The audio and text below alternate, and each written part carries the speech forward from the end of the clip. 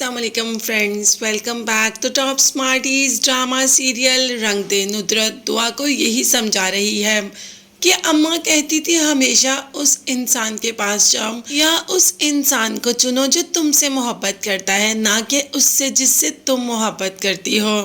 अब माँ तो बेटी को समझा ही रही है, देखते हैं कि बेटी इस बात को कितना समझेगी। आहत के बगैर तो किसी और का तसव्वुर भी नहीं कर सकती दुआ। अचानक बेल होती है तो आहत की फैमिली बाहर ही खड़ी होती है। खैर समीना एमन सब अंदर तो आ जाते हैं, मगर वो यहाँ पर को अपोलोजाइज करने या कुछ भी ऐसा करने नहीं आते। वो तो दुआ को वार्न करने के लिए आते हैं कि आहत की शादी मतलब आहत का निकाह हम फिक्स कर चुके हैं फरियाल के साथ। अब आहत की ज़िंदगी से दूर हो जाओ। अब तुम्हें आहत की ज़िंदगी में आने और बार बार उससे मिलने की ज़रूरत नहीं। जिस पर तौकीर ने कहा कि आप हमारी बेटी को जलील करने आए हैं। समीना ने कह दिया कि नहीं, तुम लोगों को ये समझाने आए हैं कि आइंदा हमारे मामलों में या हमारे बेटे से आपकी बेटी को मिलने की ज़रूरत नहीं। ये कहकर समीना वहाँ से चली जाती है। तौकीर को तो मौका मिल जाता है, वो तो पहले ही इसी ताक में था कि किसी न किसी तरीके दुआ को आहत के और खिलाफ किया जाए। तो बस जैसे ही वो गए तो कह दिया कि मैंने कहा था ना, उन्हें शुरू से ही फरियाल पसंद थी और वो अपने बेटे की शादी वहीं करना चाहती थी। ये तो उन्होंने बस एक ड्रामा किया कि ये सारा कुछ हो जाए और रिश्ते से इनकार हो जाए। भाई रिश्ते से इनकार ही करना था तो हमें सबके सामने रुस्वा करने की क्या ज़रूरत थी।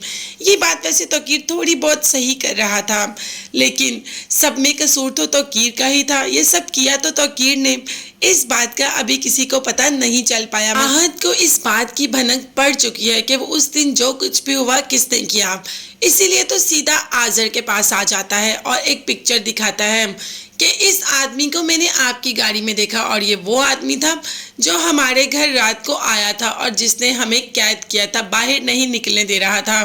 तो अब आजर भी उल्टा पड़ जाता है और कहता है कि भाई मैं 1000 लोगों से दिन में मिलता हूँ, अब मुझे क्या पता कि मुझे मिलने के बाद वो क्या करते हैं और क्या नहीं। मगर आहत को कन्विंस नहीं कर पाया आजर, और आहत ने कह दिया कि अब आप भी मेरे शक के घेरे में आ गए हैं। छोड़ूंगा मैं किसी को भी नहीं, सबको कटहरे तक लेकर जाऊंगा।